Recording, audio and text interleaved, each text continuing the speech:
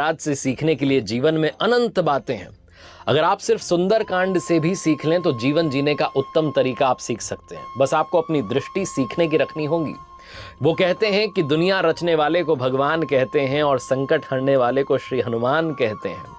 आइए बात करते हैं लर्निंग्स फ्रॉम सुंदरकांड, क्योंकि सीखोगे नहीं तो जीतोगे कैसे। मैं हूं आपके साथ आरजे कार्तिक। सुंदरकांड का प्रारंभ होता है जब जामवंत जी हनुमान जी को जो भूली हुई शक्तियां थी उनका एहसास कराते हैं, अनुभव कराते हैं। सीखने वाली बात यह कि हम सभी के अंदर कुछ छिपे हुए गुण हैं जिन्हें हम पहचान लें तो जीवन बदल सकते हैं। हम सभी के पास में जामवंत जी की तरह एक साथी होना चाहिए, और अगर वो साथी है तो उन्हें महत्व देना चाहिए, क्योंकि वो हमारी छिपी हुई क्षमताओं को पहचानने में और उन्हें बढ़ावा देने में मदद करते हैं। अब आगे बढ़ते हैं। सुंदरकांड में मैनाक पर्वत की बात आती है। श्री हनुमान जी को लंका की यात्रा के दौरान विश्राम करने में मदद करता है, लेकिन प्रभु श्री हनुमान जी विनम्रता से जो है मदद की घोषणा कर देते हैं। जल निधि रघुपति दूत बिचारी तय मैनाक होई श्रमहारी। समुद्र जी ने उन्हें श्री रघुनाथ जी का दूत समझ करके मैनाक पर्वत से कहा कि हे मैनाक, आप इनकी थकावट दूर करने वाले बनो, इन्हें अपने ऊपर विश्राम करने दो। हनुमान ते ही परसाकर पुनि कीन्ह प्रणाम, राम काजु कीन्हे बिनु मोहि कहाँ विश्राम। हनुमान जी ने उसे हाथ से छू दिया, फिर प्रणाम करके कहा कि हे भाई, श्री रामचंद्र जी का काम किए बिना मुझे विश्राम कहाँ। सीखने वाली बात इस प्रसंग से यह है कि अपने गोल की तरफ फोकस्ड रहें। हनुमान जी को माता सीता का पता लगाना था, लंका जाना था, उनका गोल वही था, लक्ष्य वही था। जब तक आप अपने लक्ष्य तक नहीं पहुंच जाते तब तक हार मत मानिए। कभी कभी अपने लक्ष्यों को छोड़ने के लिए जो बीच में प्रलोभन आते हैं उनको आपको छोड़ना होगा। और कहने का मतलब ये है कि विनम्रता के साथ, अगर आपको ना भी कहना है तो विनम्रता के साथ कहिए। प्रस्ताव को जब आप ठुकरा रहे हैं तो किसी की भावनाओं को आहत करने की आवश्यकता नहीं है। इसीलिए बहुत विनम्रता के साथ हनुमान जी ने क्षमा मांगी और कहा कि जब तक राम जी का काम ना हो जाए विश्राम नहीं कर सकता। अब बात करते हैं सुरसा की, जो श्री हनुमान जी के रास्ते में आती है और भोजन के रूप में जो है उन्हें खाना चाहती है। श्री हनुमान जी कहते हैं कि मुझे जाने दीजिए, अनुरोध करते हैं। उसके बाद जो है वो अपना मुंह खोलती है कि आपको मेरे मुंह में प्रवेश करना पड़ेगा। तो मुंह बढ़ाती चली जाती है, हनुमान जी आकार बढ़ाते चले जाते हैं, फिर एकदम से लघु रूप करते हैं, मुंह में प्रवेश करते हैं, जल्दी से बाहर आ जाते हैं। सिर्फ भौतिक शक्ति, सिर्फ शारीरिक शक्ति हर समय काम नहीं आती। कई बार बुद्धि की शक्ति का प्रयोग करना पड़ता है, बल और बुद्धि का संतुलन बनाना पड़ता है। यही इस प्रसंग से सीखने को मिलता है। जब आवश्यकता पड़े तभी आप शक्तियों का इस्तेमाल करें, और याद रखें कि अपने शब्दों का सम्मान कीजिए, उन शब्दों के प्रति जो है वफादार बने रहिए। सुंदरकांड में आगे बढ़ते हैं और लंका की बात करते हैं, जहां जब श्री हनुमान जी पहुंच जाते हैं तो एक पर्वत पर रुकते हैं। उस लंका शहर को ध्यान से देखते हैं, विश्लेषण करते हैं, और रात में बहुत छोटे रूप में जो है शहर में प्रवेश करने का जो है वो डिसीजन लेते हैं। पुर रखवारे देखी बहु कपि मन कीन विचार, अति लघु रूप धरो निसी नगर करो पैसार। नगर के जो रखवाले थे उनको देख करके हनुमान जी मन में विचार करते कि बहुत छोटा रूप धरता हूं और रात के समय नगर में प्रवेश करता हूं। हमेशा अपनी प्रॉब्लम को समझिए, एनालाइज कीजिए, फिर एक जो है प्लानिंग आपको बनानी चाहिए। ये प्रसंग जो है हमें सिखाता है। लंकिनी की बात करता हूं, जो श्री हनुमान जी को छोटे रूप में भी देख लेती है और उन्हें शहर में जाने से रोकती है। तो हनुमान जी उसे एक मुट्ठी से मारते हैं और फिर शहर में चले जाते हैं। मसक समान रूप कपि धरी, लंका ही चलेओ सुमिरी नरहरि, नाम लंकिनी एक निशिचरी, सो कह चले सी मोहि निंदरी। हनुमान जी मच्छर के समान छोटा सा रूप धारण करते हैं और नर रूप से लीला करने वाले भगवान श्री रामचंद्र जी का स्मरण करके लंका को चलते हैं। लेकिन लंका के द्वार पर वो लंकिनी नाम की राक्षसी जो थी वो रहती थी, और उसने कहा कि मेरा निरादर करे, यानी कि मुझसे बिना पूछे कहाँ जा रहे हो। जाने ही नहीं मरमू सठ मोरा, मोर आहार जहां लगी चोरा, मुठी का एक महाकपि हनी, रुधिर बमत धरनी ढनमनी। हे मूर्ख, तूने मेरा भेद नहीं जाना, और जहां तक जितने चोर हैं वो सब मेरे आहार हैं। तो महाकवि हनुमान जी उसे घूंसा मारते हैं, जिससे वो खून की उल्टी करती हुई पृथ्वी पर लुढ़क पड़ती है। आपका काम जो स्थिति के आधार पर होना चाहिए, अपनी शक्ति का दुरुपयोग नहीं करना चाहिए। हनुमान जी चाहते तो उसका वध भी कर सकते थे, लेकिन सिर्फ एक मुक्का मार के, एक मुट्ठी मार करके ही जो है उसको धराशायी कर दिया। लंका नगरी में जब प्रवेश करते हैं श्री हनुमान जी तो एक और प्रसंग आता है कि एक महल में वो तुलसी का पवित्र पौधा देखते हैं, श्री राम जी के धनुष और तीर के निशान वाला एक छोटा सा मंदिर देखते हैं, और फिर विभीषण जी के घर पर पहुंचते हैं। तो सुंदरकांड में कहा गया है कि रामायुध अंकित गृह, शोभा बरनी न जाई, नव तुलसिका वृंद तह, देखी हर्ष कपिराई। वो महल जो श्री राम जी के आयुध धनुष बाण के चिन्हों से अंकित था, उसकी शोभा वर्णित नहीं की जा सकती।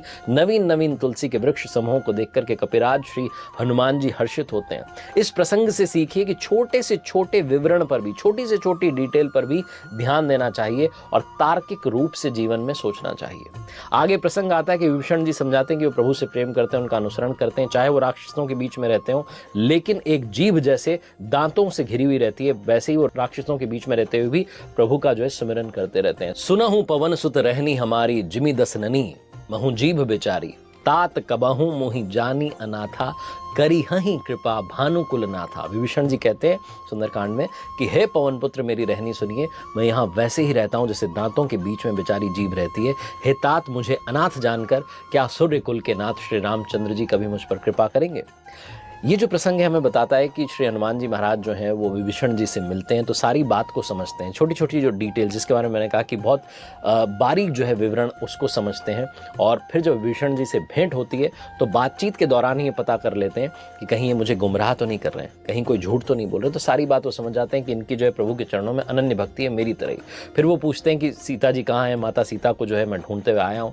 तो बता देते हैं कि आप जाइए अशोक वाटिका में। और उसके बाद जब वो अशोक वाटिका में पहुँच जाते हैं हनुमान जी महाराज, तो फिर एक प्रसंग आता है। श्री हनुमान जी महाराज अशोक वाटिका में पहुंच जाते हैं, माता सीता का ध्यान पूर्वक दर्शन करते हैं, एक पेड़ पर बैठ जाते हैं, भगवान श्री राम जी की स्तुति करते हैं और फिर माता सीता जी के सामने भगवान श्री राम की जो मुद्रिका थी, अंगूठी थी, उसे गिरा देते हैं। कपि करी हृदय विचार, दीन ही मुद्रिका डारी तब, जनु अशोक अंगार दीन, हर्षी उठी कर गहेऊ। तब हनुमान जी हृदय में विचार कर माता सीता जी के सामने अंगूठी डाल देते हैं, मानो अशोक ने अंगारा दे दिया। ये समझकर के सीता जी ने हर्षित होकर के उसे हाथ में ले लिया। ये जो प्रसंग ये बताता है कि जब कोई व्यक्ति समस्या में हो तो तुरंत निष्कर्ष पर नहीं जाना है, दूसरे व्यक्ति के दृष्टिकोण से भी समझना है। राक्षसों के बीच में इतने लंबे समय तक रहीं माता सीता जी, अगर श्री हनुमान जी अचानक से वहाँ प्रकट हो जाते तो शायद माता सीता जी उन्हें भी उनमें से एक मान लेती। इसके बजाय उन्होंने भगवान श्री राम जी की स्तुति गाकर के सुकून का जो है वातावरण बनाया और फिर जो है प्रूफ के रूप में जो है भगवान जी की जो अंगूठी थी उसे देकर के माता सीता जी का विश्वास उन्होंने प्राप्त किया। आगे प्रसंग आता है कि जब माता सीता जी को कहते हैं कि प्रभु श्री राम आने वाले हैं और बहुत जल्दी जो है युद्ध शुरू होगा, उन्होंने मुझे दूत बना करके यहाँ भेजा है। जब माता सीता जी सारी बात समझ जाती हैं तो उसके बाद हनुमान जी कहते हैं कि मुझे भूख लगी, मैं थोड़ा भोजन कर लेता हूँ। तो वहीं पर वो फल जो है तोड़ने लगते हैं अशोक वाटिका में। और तब जो है रावण को पता चलता है, वो अपने पुत्र को भेजता है अक्षय कुमार को, पहले उसका वध कर देते हैं हनुमान जी, उसके बाद वो मेघनाद को भेजता है। तो वहाँ एक प्रसंग आता है, मेघनाद और श्री हनुमान जी का भीषण युद्ध प्रारंभ हुआ। मेघनाद ने ब्रह्मास्त्र भेजा तो श्री हनुमान जी के पास उससे बचने की पर्याप्त शक्तियां थी। भगवान ब्रह्मा जी से वरदान के बावजूद श्री हनुमान जी ब्रह्मास्त्र के सामने झुक गए। ब्रह्म अस्त्र ते ही सांधा, कपि मन कीन्ह विचार, जौन ब्रह्म सर मानव, महिमा मिटई अपार। अंत में जब मेघनाद ने, जब उसे ला कुछ नहीं हो सकता, तो ब्रह्मास्त्र का संधान किया, प्रयोग किया। तब श्री हनुमान जी ने मन में विचार किया कि यदि ब्रह्मास्त्र को नहीं मानूंगा तो उसकी अपार महिमा मिट जाएगी। सीखने वाली बात यह है कि दूसरों की शक्तियों का, ज्ञान का सम्मान कीजिए। आपके द्वारा जो प्राप्त किया गया ज्ञान है, शक्तियां हैं, स्थिति है, उसके बावजूद विनम्र बने रहिए और कभी भी दूसरों को नीचा दिखा करके अपनी शक्ति जो है, अपनी स्थिति दिखाने की आवश्यकता नहीं है। सार ये निकलता है कि विनम्र बन जाइए, ये भी बहुत आवश्यक है। अब आगे बढ़ते हैं और बात करते हैं श्री हनुमान जी को जब जो है रावण की सभा में ले जाया गया और रावण ने श्री हनुमान जी का अपमान करने का प्रयास किया। कहा कि इस जो बंदर है इसकी पूंछ को आग लगा दी जाए, इसकी पूंछ को जला दिया जाए, ताकि जब ये बिना पूंछ के वहां जाएगा राम जी के पास में तो सब इसकी जो है हंसी उड़ाएंगे, इसको समझ में आ जाएगा कि ये कहाँ आया था। लेकिन उसको मालूम नहीं था रावण को कि श्री हनुमान जी के अपमान का फल ये हुआ कि उन्होंने सारे नगर को अनाथ के नगर की तरह जला दिया। हनुमान जी ने एक क्षण में सारे नगर को जला दिया, सिर्फ विभीषण जी का घर नहीं जलाया। ताकर दूत अनल जेहि सिरजा, जरा न सोते ही कारण गिरिजा, उलटी पलटी लंका सब जारी, कूदी परा पुनी सिंधु मझारी। महादेव जी कहते हैं कि पार्वती जी जिन्होंने अग्नि को बनाया, हनुमान जी तो उन्हीं के दूत हैं, इसी कारण से वो अग्नि से नहीं जले। हनुमान जी ने उलट पलट करके एक ओर से दूसरी ओर तक सारी लंका जला दी, फिर वो समुद्र में कूद पड़े।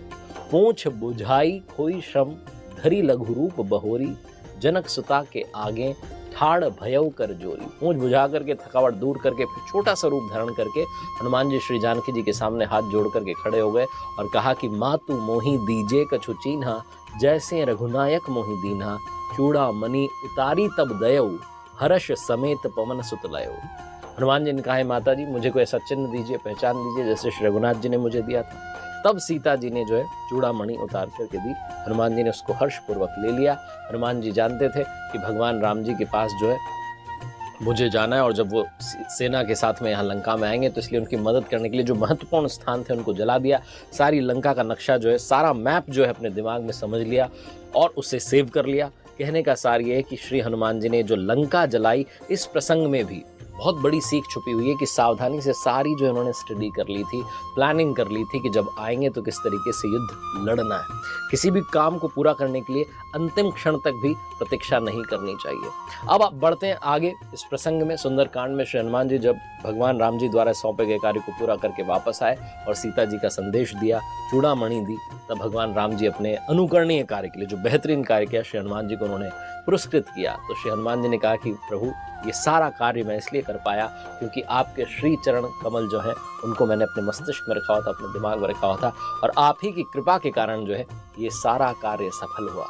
इस प्रसंग का सार ये समझाता है कि सर्वशक्तिमान में विश्वास बनाए रखिए, विनम्र रहिए, मैंने किया था इस पर ध्यान मत दीजिए, बल्कि ये कहिए कि जो भी हो रहा है उनकी कृपा से हो रहा है। जब आप दूसरों का भला करेंगे तो उन्हें जो है आपको बार बार याद दिलाने की आवश्यकता नहीं है, वो खुद आपके बारे में याद रखेंगे। तो कहने का सार ये है कि आप सिर्फ और सिर्फ सर्वशक्तिमान में भरोसा बनाए रखिए, अच्छे कार्य करते चले जाइए। सुंदरकांड से सीखने के लिए अनंत बातें, उसमें से कुछ बातें इस वीडियो में मैंने आप तक पहुंचाने का प्रयास किया।